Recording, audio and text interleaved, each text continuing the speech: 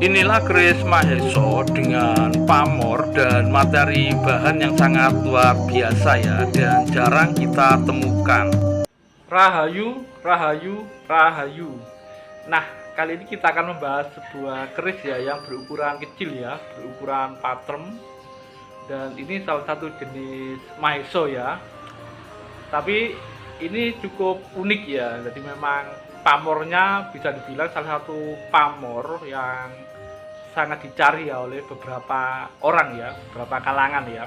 Dan pamornya ini kalau mungkin banyak seperti lawe saukel ya, tapi karena memang itu di bagian cor-coran aja, jadi ada yang nyebut seperti pamor nur ya.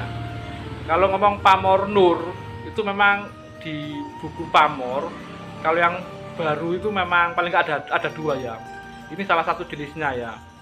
Kalau di salah satu literatur lama juga ada pamor nur ya, yang bentuk culur-culur gitu ya.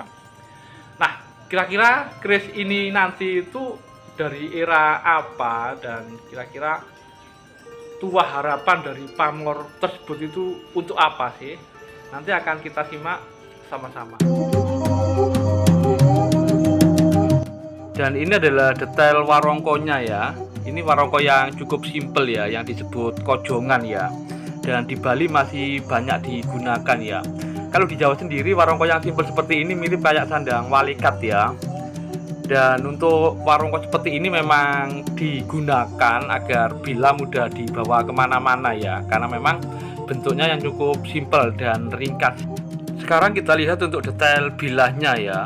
Jadi ini memang jenis Maheso ya, keris lurus gandhi polos dengan ukuran gandhinya cukup tinggi ya, lebih tinggi dari ukuran normal ya. Bagian cor-corannya teman-teman bisa melihat itu ada pamor ya, sebenarnya itu pamor lawe ya, seperti lawe saukel ya. Biasanya kalau lawe saukel sampai di atas gitu ya, cuman ini di bagian cor-coran aja dan membentuk huruf S ya. Makanya ada yang bilang juga ini pamor nur ya. Nah, ini bilahnya ya, ini relatif sangat terawat ya, walaupun sudah agak tipis ibaratnya ya, tapi bentuknya masih utuh ya. Pamor nur sendiri di kalangan para pecinta perkerisan diyakini bisa meningkatkan kewibawaan pemiliknya ya, dan meningkatkan sifat pelindung dan juga sebagai tempat bertanya. Makanya konon keris ini memang cocok dipegang untuk para pemimpin, para pendidik, dan orang-orang yang dituakan ya, atau tetua ya. Untuk materi pamor ataupun materi besinya ini cukup bagus ya, dan tempaannya juga cukup bagus ya. Dan untuk jenis besinya seperti besi pada beberapa keris dari era Mojopahit. Nah, dari buku ensiklopedia keris, Maheso Lajar atau Kebo Lajar ini adalah dapur keris yang populer di Jawa ya, terutama di kalangan pertanian ya. Dan sebagian pecinta keris percaya bahwa keris berdapur Kebo Lajar mempunyai tuah yang dapat membantu penghidupan para petani. Tuah keris itu antara lain menyuburkan tanaman sehingga panennya berhasil, menolak hama tanaman, menolak wabah penyakit atau ternaknya diharapkan berkembang biak dengan cepat ya.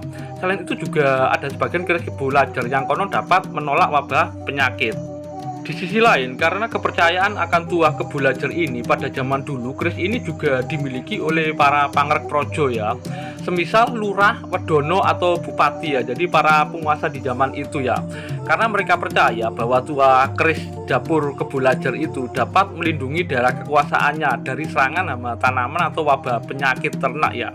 Kebo Lajar berbilah lurus, tipis, permukaannya rata tanpa odo-odo. Ukuran panjang dan lebar bilahnya sedang. Bentuk bilah keris ini biasanya nggodong puhung ya. Gandiknya polos, panjang, kira-kira 2 kali ukuran gandhi normal ya. Sebenarnya kata Mahesa atau Mahes itu dalam bahasa Sanskerta artinya penguasa besar ya, tapi bisa juga diartikan kerbau ya. Tapi kalau lihat bila-bila keris Maheso Lajar yang sering kita temukan itu umumnya memiliki materi yang sangat bagus ya. Jadi memang kemungkinan besar memang dulunya dimiliki oleh penguasa-penguasa ya. Nah, mungkin itu saja dari saya, semoga bermanfaat dan jangan lupa untuk like dan subscribe-nya. Tan samar pamoring suksmo sinukmoyo winahyo ing ngasepi sinimpen telenging kalbu. Tidak samar bersatunya hamba Tuhan diresapi dengan rasa yang khusyuk disimpan di tengah kalbu.